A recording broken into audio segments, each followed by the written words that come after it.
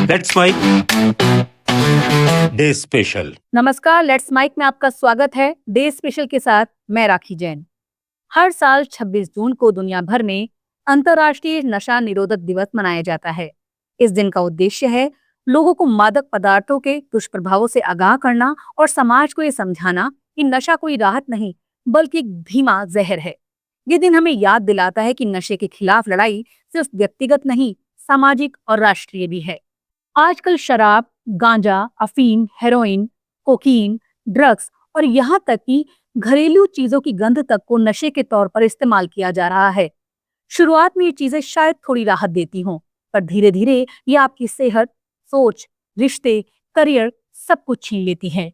ये लत सिर्फ बड़े लोगों की समस्या नहीं रही, आज स्कूली बच्चे तक नशे की गिरफ्त में आ चुके हैं। 1987 में संयुक्त राष्ट्र महासभा ने एक प्रस्ताव पारित किया जिसमें कहा गया कि हर साल 26 जून को नशीले पदार्थों के दुरुपयोग और अवैध तस्करी के खिलाफ एकजुट होकर जागरूकता फैलाई जाए। 1989 से इस दिन को दुनिया भर में गंभीरता से मनाया जा रहा है। इस दिन का मकसद सिर्फ जानकारी देना नहीं बल्कि समाज में ऐसे माहौल का निर्माण करना है जहां नशे के खिलाफ लड़ाई एक साझा जिम्मेदारी बन सके।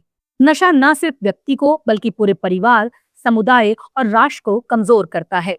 भारत में ड्रग्स और शराब का प्रसार एक बड़ी सामाजिक चुनौती बन चुका है। संयुक्त राष्ट्र की रिपोर्ट के अनुसार भारत दुनिया के सबसे बड़े हेरोइन उपभोक्ताओं में से एक है। अफीम की खेती के कई क्षेत्र यहाँ मौजूद हैं और इसका एक बड़ा हिस्सा या तो हेरोइन में बदल जाता है या काले बाजार में बिकता है। 2001 के राष्ट्रीय सर्वेक्षण के मुताबिक 12 से 60 साल के बीच के पुरुषों में अफीम, गांजा और भांग का इस्तेमाल बेहद आम था और तब से अब तक स्थिति और गंभीर होती गई है। आज भारत में हर साल लगभग 17 मीट्रिक टन हेरोइन की खपत होती है और अनुमान है 1500 से 2000 हेक्टेयर जमीन पर अवैध अफीम की खेती होती है। नशे की लत आज युवाओं को सबसे तेजी से निगल रही है। स्कूल कॉलेज के छात्र फैशन, दोस्ती या उत्सुकता में नशे की ओर खींचते हैं।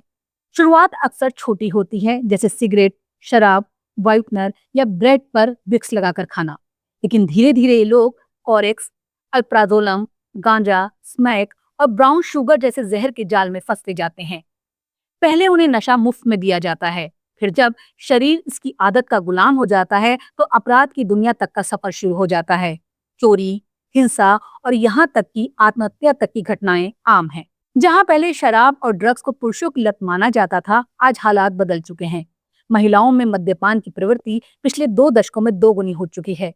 उच्च वर्ग, नौकरी पेशा महिलाएं और यहाँ तक कि गृहिणियां भी शराब और नशे की गिरफ्त में आ रही हैं। तनाव, अकेलापन, सामाजिक दबाव, काम का बोझ और पश्चिमी लाइफस्टाइल की नकल, ये सब कारण बनते हैं नशे की शुरुआत का।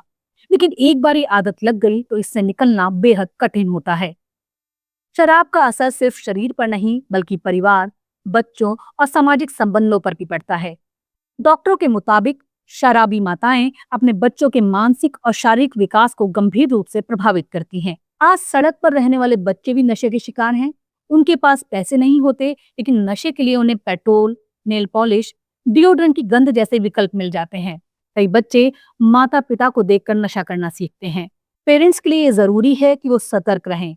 बच्चों में अचानक मूड बदलना, आंखों में लाली, धूप के चश्मे से चेहरा छिपाना, घर में चोरी, झूठ बोलना, खाना छोड़ देना, ये सब संकेत हैं कि बच्चा किसी नशे की गिरफ्त में हो सकता है। नशा सिर्फ मानसिक नहीं, शारीरिक बीमारी भी है।